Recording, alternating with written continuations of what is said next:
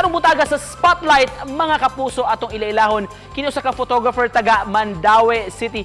3 feet ang gitas-on niya mga kapuso apan gigamit sab niya nga advantage ang iyang height aron nga mapadisplay, mapakita sab ang iyang talagsaon gyud nga talento o hilig sa photography. Atong ilailahon karong buntaga si Ives Tadeos Alimpos. Good morning, Ives.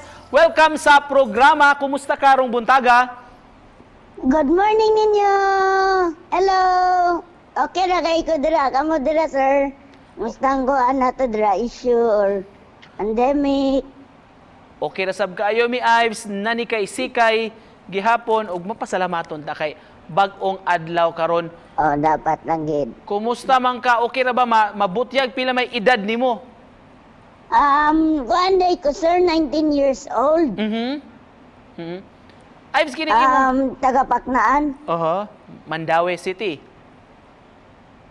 Yes, sir. Kining imong kondisyon Ives, balik lang taw ta kaniadto nakasinati ba ka og diskriminasyon pag panungog kaniadto?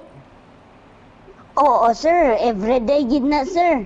Day gid na mawadan pero kanang pagka-diskriminasyon mao'y gihimo ng kakusog. Dili gid ko kanang mo give up, di ko magpadaan na nila man. Sa inyong pamilya Ives, unsay sitwasyon, ikaw ra ba ang nalahi?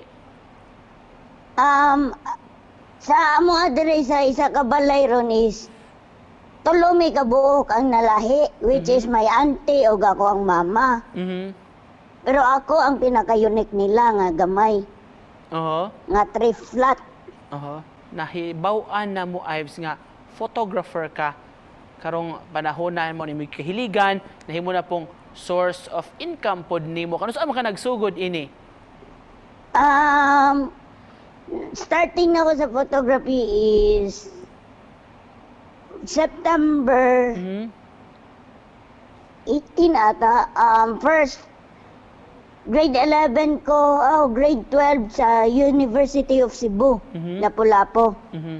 Mao na, nag-request ko ni auntie, nag-request ko ni mama, pero di niya makaya. Mao to, naghuwam kong auntie sa iyang kamera. Then, tungod na sa atong gingon nga, trust the process, hantod maabot sa punto nga, mulambo gid ka. Kumusta man ang mga racket na turong panahon na mga weddings, ubay-ubay ba?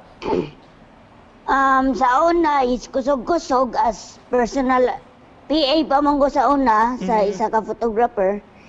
Nya karon na main shooter ko, hinahinay gid siya pero okay ra gyapon laban. Ay, naghisgot ka kaganiha. Hisgot na to, balik ha, ang imong height at 3 feet flat. Kung doon na may mga mainguntang kaniadto, mo bully or manungog nimo, anita, let's look on the bright side. Kung doon na may para nimo, unsa man po'y advantages ini imong gitas-on? Di ba naman tayo disadvantage sa mga bullies, no? Tungod sa atong 3 flat nga height. Nasa tayo advantage, sir.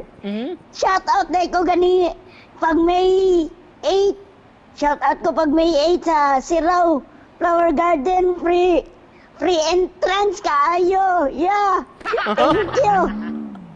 Sa unsang pamaagi man ka nga naka-free entrance sa garden, pag abot nimo unsa may nahitabo Ives? Pagtamak pa lang na ako sa entrance, niya na nagkalit ang staff. Pasudla na kay bata na. Wala na yung entrance. Soki kay kus mga traffic enforcer. Nga naman sir, sa unsa mang pamaagi Ives, unsa may sulti nila? Dong, asa naman mo, asa day niyo ha di ay. Sir, 19 na ba ako, sir? Sure, sir, oy. Pagkanindot sa imong mga kasinati, mo na nga gitawag ka karon nga cute nga photographer din sa Sugbo. Wasad ko kay ba, sir? Basta na pa mas mubon ako, pero keep going lang, gid. Isipan na po sa inatong conversation karong buntaga kung doon na kay gusto nga ipaabot nga mensahe sa atong mga kapuso nga nagtan-aw ron, Ives. Just trust the process. Maura ginaang na sa ako ang wall. Mao ginaang nas bayo. If down kay mo, always anamduma. Process pa na. Daghan kayong salamat sa pag-uban kanamo karong buntaga pagpaambit og good vibes sa atong mga kapuso. Gikan sa Mandaue City si Ives Tadeus Alimpo. Salamat Ives. Daghang salamat sa Thank you.